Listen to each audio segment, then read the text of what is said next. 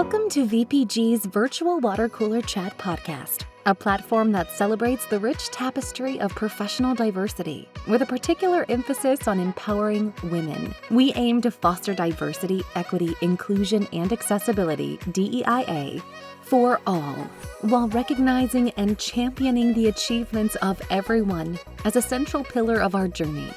In our conversations, we explore a wide spectrum of backgrounds, experiences, and perspectives, creating a vibrant mosaic that enriches our collective understanding and strengthens our commitment to diversity and empowerment.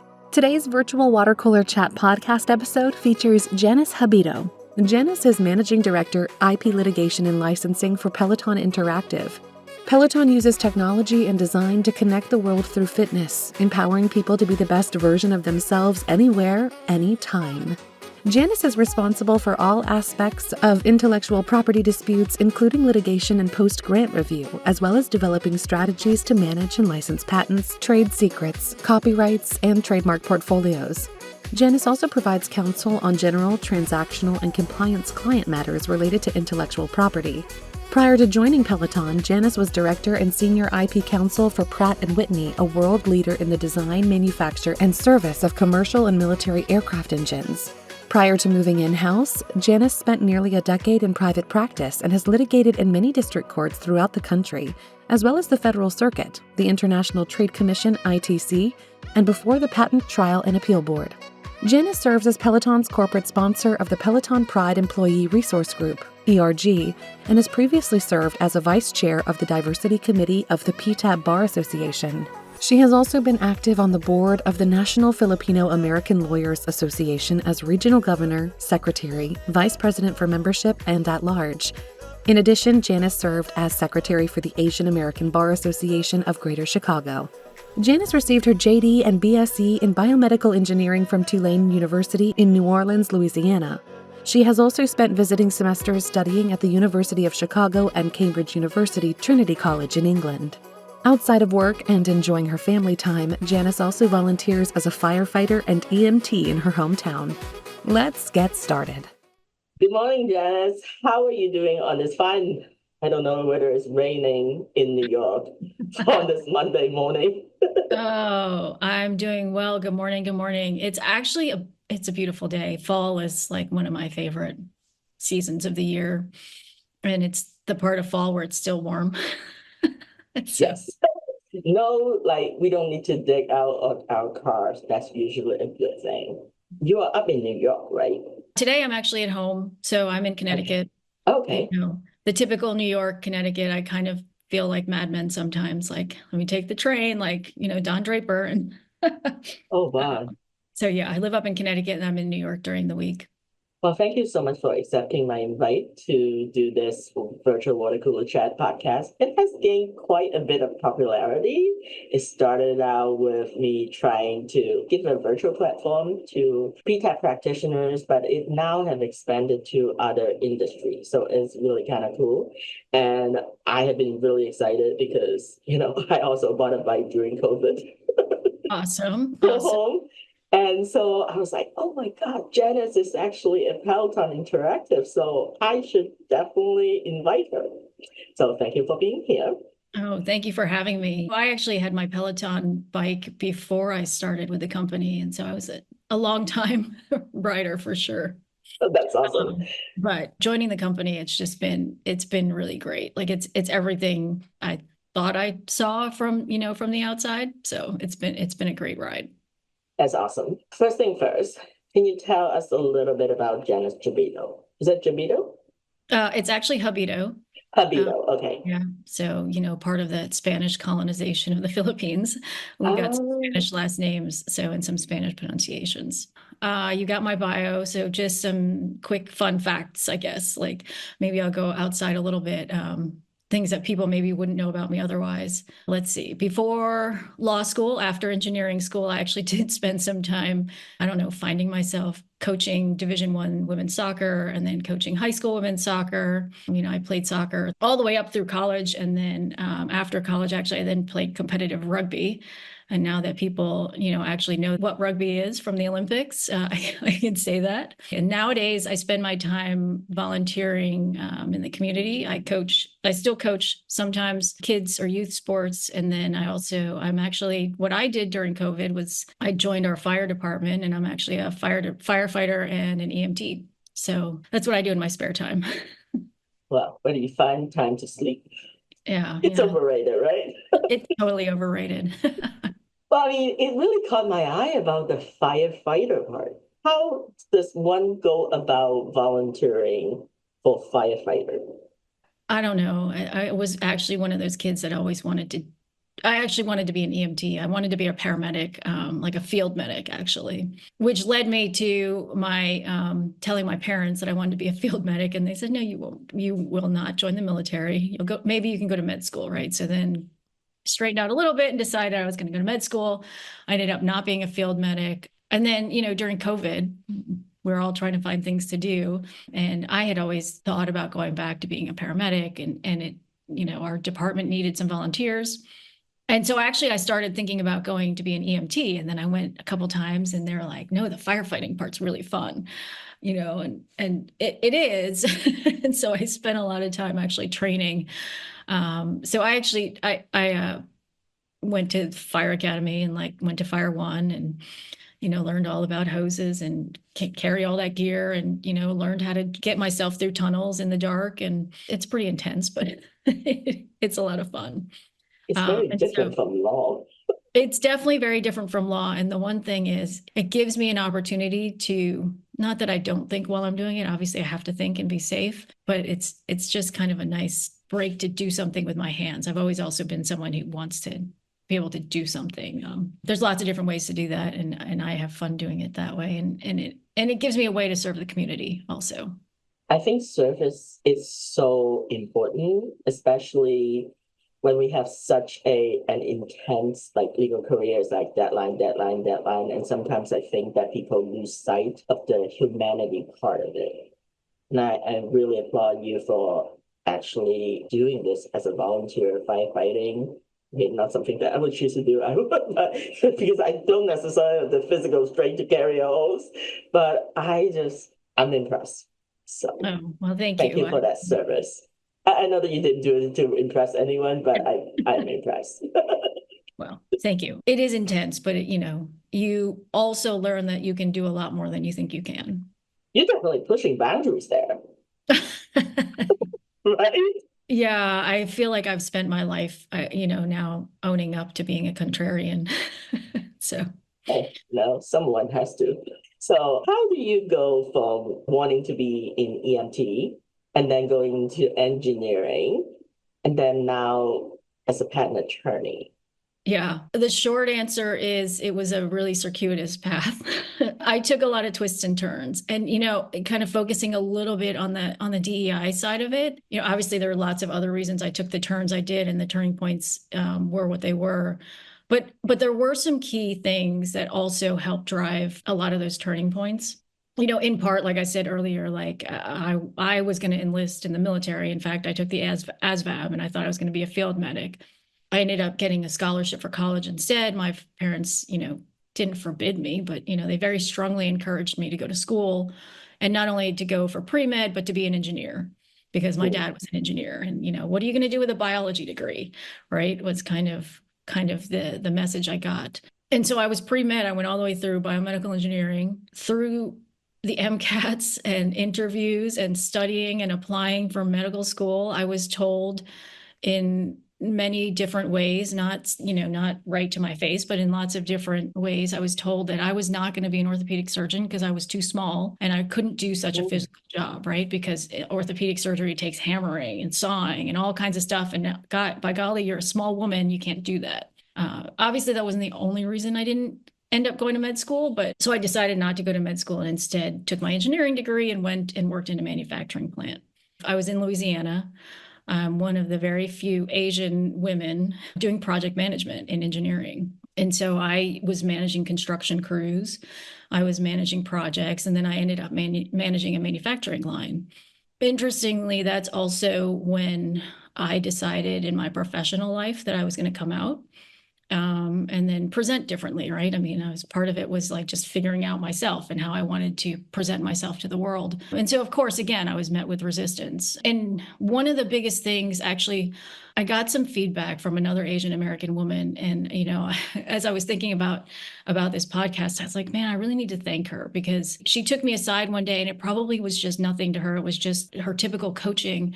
But for me, it made me really realize how the world sees me as an Asian American woman, right? So to everybody else, I'm this small, slight, meek, quiet, reticent Asian woman.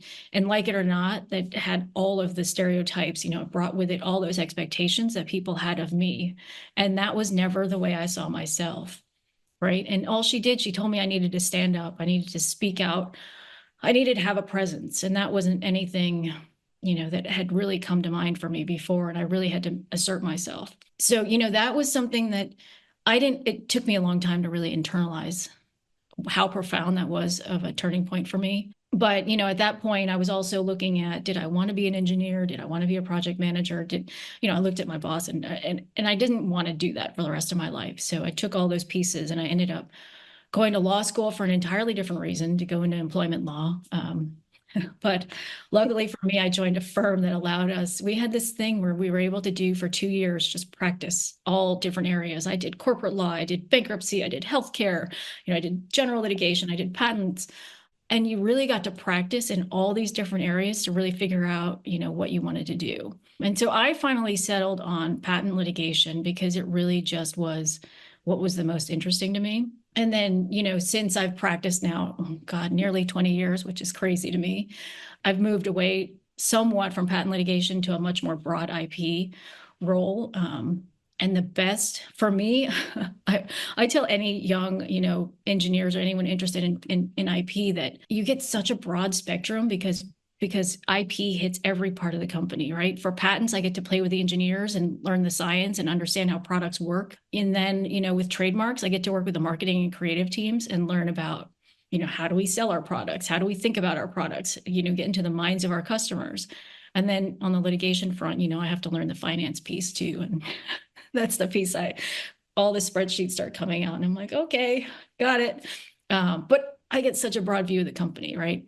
And it's all rooted in the science of understanding the products. And so, it all comes back down to that engineering degree that, thankfully my parents forced me to go get. So that was, again, a really circuitous way of how I got to being a patent attorney or even an IP attorney generally. And I think one of the most profound things to me is one of the areas I love the most. And I always tell the GC, I'm like, if you need a bulldog, come find me, And who thinks of like the small Asian woman as the bulldog, right? Like, just set me out if you want to set me against someone. And that's why the litigation piece of my work has always been one of the areas that I enjoyed the most, because I really do kind of get something out of that competitiveness. So that's probably a longer answer than you were looking for, but It gave me a pretty comprehensive view. And I do like to go back to the point of you thanking this other Asian American woman that helped you realize something that it didn't quite, giving you a different perspective so that you could have some insight in terms of how you want to present yourself. Because a lot of times we have a lot of blind spots ourselves. Because a lot of this is very similar to what I have. I happen to have a brand strategist. After I left my firm, I have to figure out exactly how to run my company. And the finance part of it, I was an East Asian languages and cultures and political science major. So it's not my thing. yeah. So when people were talking about P&L and all, like the break-even analysis, I don't even know, because VPG, I don't have like a product that I'm actually selling. It's a services. So how do you break even your service? So that was really a struggle for a couple of years to figure out exactly, how to run a business. And when I was working for other people pretty much my entire life, like I worked for my parents when they had a restaurant back in Kansas. And then after that, I worked for like different firms. I've been a patent paralegal case manager for a little bit over 22 years. And I was a really, really good workhorse. I was a workaholic, so people will go to you to get stuff done, but not necessarily think of you as sort of like a leadership material. Yeah. You are going to be the one that gets stuff done. But in terms of leader, because I most likely did not know how best to present myself in a traditional, male-dominant white culture. I knew that I could just heads down, get to work. Eventually, people will notice. I did get to case manager at some point, so it did work. But then 2017, my dad passed suddenly, and I didn't know how to deal with my emotions. I was mostly avoiding. So I just like doubled down and worked so hard. And eventually, I think around 2019 is when I actually burned out. I was like, I don't think I can do this anymore. I don't want to go to work. But I have my mom with me. So I thought that, I'm Chinese American. And when my dad is gone, I have to take care of my mom.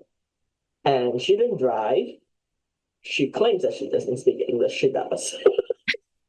I don't know how she would actually live in the state for 30 plus 40 years without speaking English. But that's a skill set. So I thought that was really interesting. My parents didn't dictate me on how I want to, like what degree, because most Asian, stereotypically, they would not want their daughters to go into East Asian languages and cultures and political science. In fact, they asked me multiple times, are you sure you want to do this? So yeah, I'm sure. The thing is, like, I'm the first person in my entire family that went to college. So they didn't necessarily have any like practical advice that could tell me that you cannot do this, So they just questioned me a lot, and I ignored that a lot. So I went with my degree. So I just thought that the EMT part is really, really impressive in terms of what you wanted to do. I don't know what was your reasoning for wanting to do the EMT other than like serving other people and helping. Very altruistic during all the interviews that I have. Most of the people was like, oh, I don't know anybody that are lawyers. There are no engineers, there are no like medical doctors, because traditionally lawyers are not having a great image in some of the stereotypical Asian community. So I've heard a couple of interviews where people were like, why do you want to be a lawyer? But your life is what you made of it. So I thought that it was really interesting. You seem happy. So I think that the best way to live is to be happy. I mean, you can serve your interests, but also the service part when you go out and volunteer with your schedule. I thought that it was really amazing. So thank you so much for sharing that. You were a vice chair at the PTAB Bar Association for the Diversity Committee. And I think I learned about you during one of the panel discussion that you were a speaker with Lisa Wynn. She's a good friend. She's also a board liaison for the Diversity Committee. At Peloton, do you do any work on PTAB cases, proceedings? Yeah, so we do. And I guess I should put out my normal disclaimers, right? I'm speaking for myself and not for the company. And so obviously I'm not going to share anything confidential, but yeah, we do have some pending PTAB cases. When I first joined, we had a much larger litigation docket, and there were quite a few PTAB cases back and forth. In my prior life before Peloton, I was with Pratt Whitney, and I think at one point in a 4-year span, I think I had 30 plus PTAB pending proceedings. So I've spent, that's why I've spent a lot of time with the PTAB bar. Yes. The PTAB bar is great. It's so interesting to me. I mean, I've met so many good people there, but it's so interesting to me still how even as many Asians and people of color seem to be coming up through the pipeline of science, right? Especially in science. Still at places like the PTAB bar or other IP areas, we still are so much a minority. And part of the reason I like to go to those events is at events like that, it becomes so much more apparent how much we are in the minority and why, I choose to spend my time trying to do what I can to, especially at this point in my career, let younger folks know that we're out there.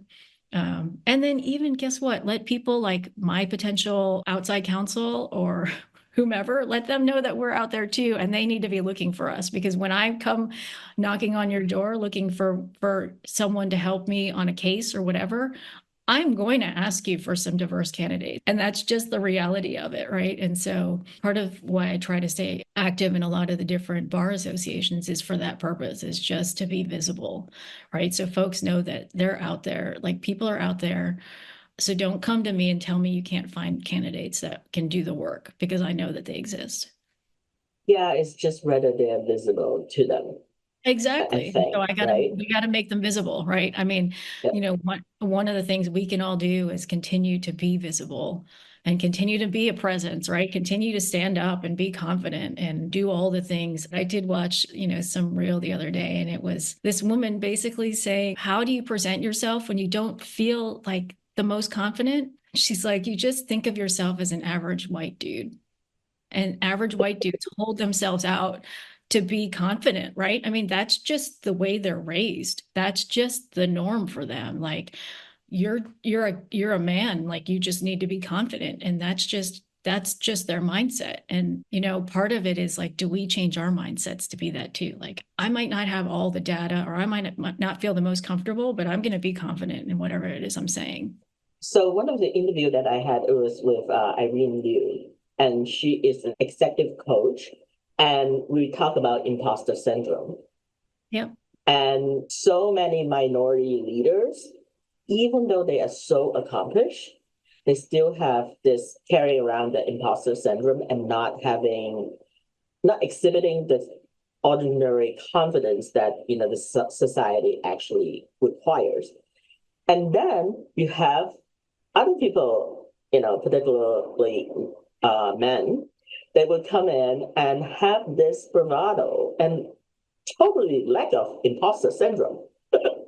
Right. So, Exactly. like when you're applying for jobs, it's like, okay, well, there's 10 requirements. I did 3, so I should apply. Whereas Right. if it's you a minority or a woman, or both too, right? And then I was like, oh, I only qualify for 9. I should not apply because there's Right. one And I kind of maybe outstanding. get the 10th a little bit, but Yeah. maybe I shouldn't do it yet. I'm not quite ready, right? Or yeah, that's I mean, that's so much of how whenever I talk to women, or even just, we were talking earlier about public speaking, right? Mhm. Like the amount of preparation that at least I know my female colleagues do compared to male colleagues, like They just roll with it. right? It's like, oh, I can wing it because I just can just do stuff, because that's just my mentality, because I was always raised to know I could just do stuff. And that's kind of, one set of school of thought. And then there's those of us that are like going through over and over again, like, okay, I've got it. I know my key points. I know my themes. I know, and I mean, at the end of the day, that's what I'm going to ask for my outside counsel anyway. But really, it's amazing how internalized imposter syndrome is with so many of us, women of color. I think probably even more so women of color than majority women. So diversity, equity, inclusion, and accessibility is a very important area for you, definitely for me as well. And that's why when I joined the PTAB Bar Association, I'm not even an attorney. I'm a non-attorney practitioner. And I like to organize things. And I really find that is quite fulfilling to be able to provide a virtual platform, because there's so many podcasts out there. You could go on any other podcast. You don't need to go on virtual water cooler chat, but there's something that appeals to you that think, hey, this is a worthwhile 1 hour for me to spend with Ashley. And I appreciate that. Can you talk a little bit with the DEIA theme? Can you talk a little bit more about the idea of inclusivity and how you live your experience in the legal ecosystem as a LGBTQ plus practitioner? Yeah, sure. Before I go there, though, I do want to say, I mean, part of the reason I wanted to do this, and it's you, right? It's like I've seen you, like we've met years ago, and I've seen you kind of grow this whole thing into what it is today, and I admire that. I think it's amazing what you've been able to do with this platform. So, I wanted to jump in while I could on the quote unquote first floor. I don't know, maybe not the ground floor anymore. You're always welcome, Janice. But I think it's awesome. I really do think it's awesome. And there's lots of podcasts out there, like you said, and maybe one day we'll be like one of those big famous ones. Oh, we are just not there yet. Not yet. Eventually we will. We'll be like Smartless, or I don't know. But yeah, for me, gosh, I tell you, just I've been doing a lot of searching and thinking about this, actually, like coming out of June and Pride Month. I'm actually the corporate sponsor for the Peloton Pride ERG. And so I spend a lot of time in-house thinking about this and working with our DEI folks. And I've sat down with them recently just thinking about how it means so much more and more to me, especially these days. There's so much more divisiveness, and there's really not even just a decline in focus on DEI, but more an increase in anti-DEIA thoughts. And so, really trying to kind of, again, bring it to the forefront and thinking about it from an inclusivity standpoint, which isn't a way we typically talk about it. That's kind of what brought me to what I was thinking about my team sports earlier, right? When I was talking about playing sports my whole life and being part of a team. So much of like a high performing team comes from, in my mind, inclusivity in the sense of belonging, right? People think of DEI as kind of the zero sum game where, like if I want to help others or bring more opportunities to some certain group of folks, it means I have to take it away from someone else. And that's just not the case. And so, there's obviously this sense of I don't know if it's psychological safety in that case, but there's really kind of two things that I think of when I think of inclusivity. It's the belonging piece. And the other piece is psychological safety, right? Is when people feel like they belong to a part of a team. And obviously there's lots of different ways you can make people feel like they belong. But when they feel like they belong, they get this sense of safety. And it's not until you have that safety that you really can truly be diverse in your thought, diverse in how you present, diverse in who you bring to the table. Because I know myself, I've thought to myself, like, I really want to pick this candidate, or I really want to pick this idea, but I know this other one is going to float better with whomever it is I have to present it to. And so, and that's because I haven't yet figured out the safe place to play, right? And so obviously there's going to be puts and takes all the time when we're making choices, and we're not always going to get to choose exactly what we want or go forward with where we want to go. But creating an environment where people feel like they belong and where they feel safe, I think are just the beginnings of really diving into the inclusivity piece of DEI. I mean, really applaud you for bravery, because the thing is, having a safe and a speak up culture is so important, especially in legal. We fight for justice. Or Right. maybe we just fight patent infringement. I don't know. But I'll give you an example. I was actually invited to speak at 3 panels in 2 weeks in September. So thank God September is over, because my brain is so fried. And I didn't even, honestly, that was the first time I was invited to 2 major conferences. Now, if it weren't for the podcast that I kind of put myself out there, one of the first things that I would do is that I would not include myself. You say, oh, this is not my space. I don't speak fluent English. I don't know what I'm thinking about, but a lot of things that we have so much limiting beliefs as sort of like a minority group, and we automatically eliminate ourselves instead of including ourselves. So part of it, I think that when you have more people that are actually speaking up and realizing that, hey, I'm not alone here. There are other people that actually accepted the challenge and actually speak up. And I think that those who have been included, I believe that they really have the obligation to help lift other people and hype other women, or, hype other groups of DIA to get them there. I think that that's really so important. So when I was asked to speak at these panels, traditionally, I was just like, oh, I could recommend you to somebody else. Right. In fact, I did before. And I asked people, because I still was very non-confident about my speaking. I have good ideas, but like presenting, especially, I didn't know how to present it in sort of like a great speaking way. So I asked some friends, and I said, I don't even know why they included me. And the person was like, yeah, I don't know that either. You're not that great of a speaker. with friends like that. But then, you know what? You learn two things in that. One, be careful about who you ask your opinions from. The source is very important, whether it's friends or not. I mean, she gave me her truth. So that's good, right? At least she's being honest. But then it's really how I choose to respond. So I think for the inclusive part, yes, we can try to include other people, but those who wants to be included also has a responsibility to accept the challenge and be included. So I accepted the challenge. I was like, okay. And so I went to Vegas and did two panels. And one of the panelists is a brand strategist. And he is so used, I mean, he's a professor, he taught for like 25 years. So he is comfortable. It's like, I don't need that much prepping. 30 minutes is all I need. Like me, 30 hours is more like it, but I don't have that. I'm not someone that is easily back down. Someone had asked me, when you invite people to do podcasts, a lot of time people would just ignore you. So at what point do you actually say, okay, I'm going to cross this off the list? I said, they will have to literally come back and say no to me. And then she was like, most people won't do that. I said, well, then I'll keep trying. Because most of the time is people don't have time.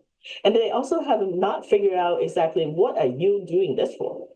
Are you doing this to just get a name for yourself? Like, no, I don't think that I need that much attention, although I'm on LinkedIn every day.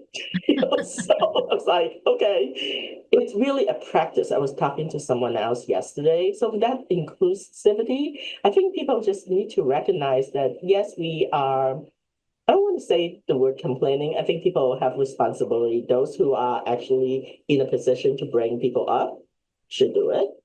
Yep. And then as sort of like the people that want to be included, you need to make effort and sort of like show up. I don't believe in just sitting on the sideline and saying that, oh, I'm not included. Well, what have you done to be included? Right. I think part of it, so I think people need to reflect on the sense of responsibility.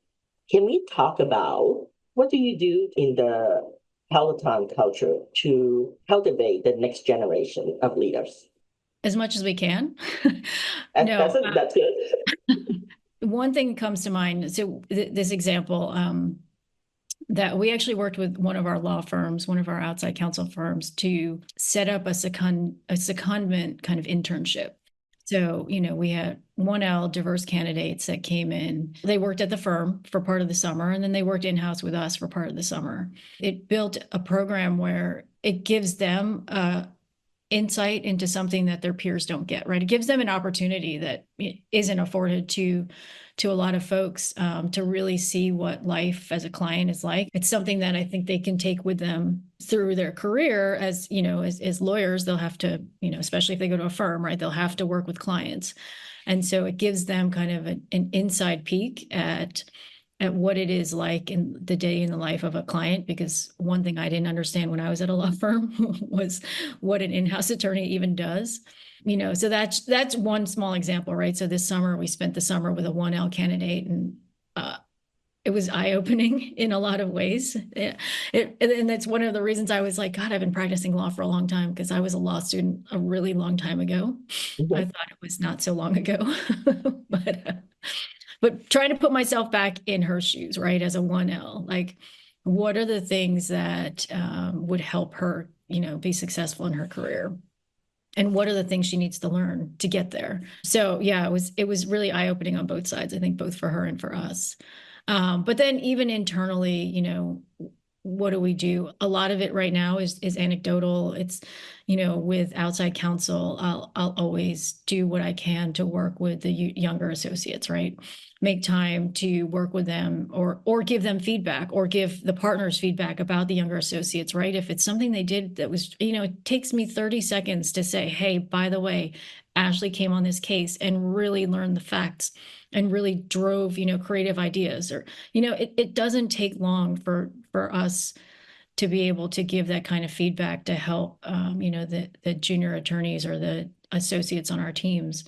And so that's one thing I do personally working with my outside counsel. And, and then on the other hand, when I'm working with those associates, it's really sitting down and saying, hey, you could have done this differently.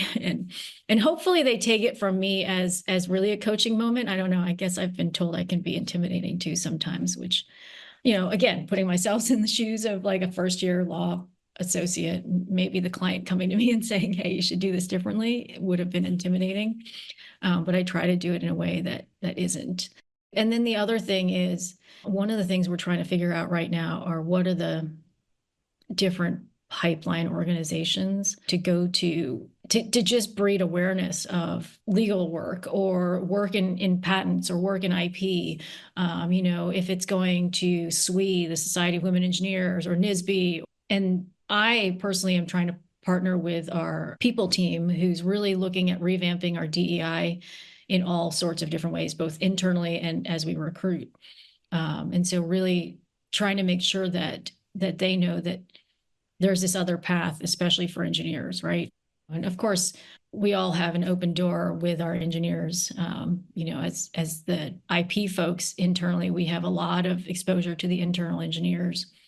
And so I've had many folks talk about, what is it like to be a patent attorney? And not as many that really want to go there, but well, I think part of it is just that there's a lot of myths about it. So decoding it for people that could otherwise be intimidated, because the DEIA part, a lot of it is the underrepresented community. Right.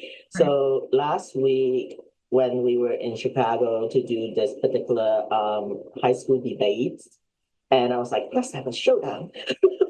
So then they brought in affirmative and negative high school debaters, from 16 years old. They work with that legal. And LexisNexis gave them some access to basically do research.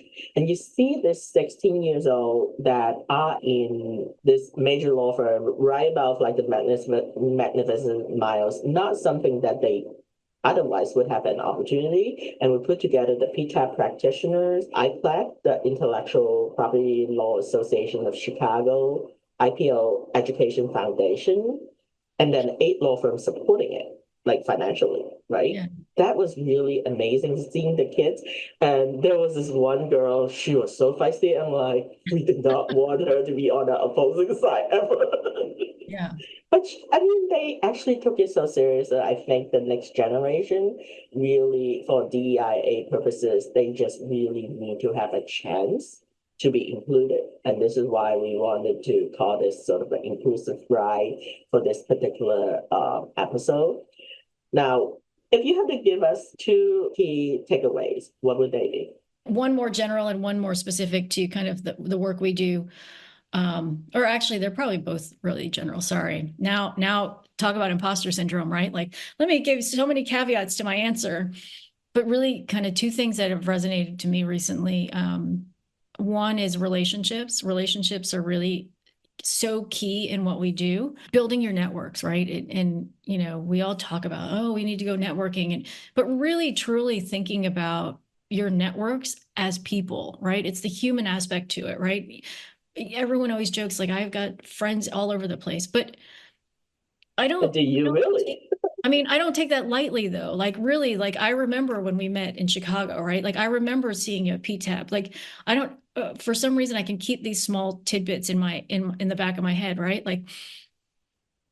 Really truly building your network and getting to know people from a human standpoint, getting to know them and understanding where they're coming from and what their issues are and where they want to go.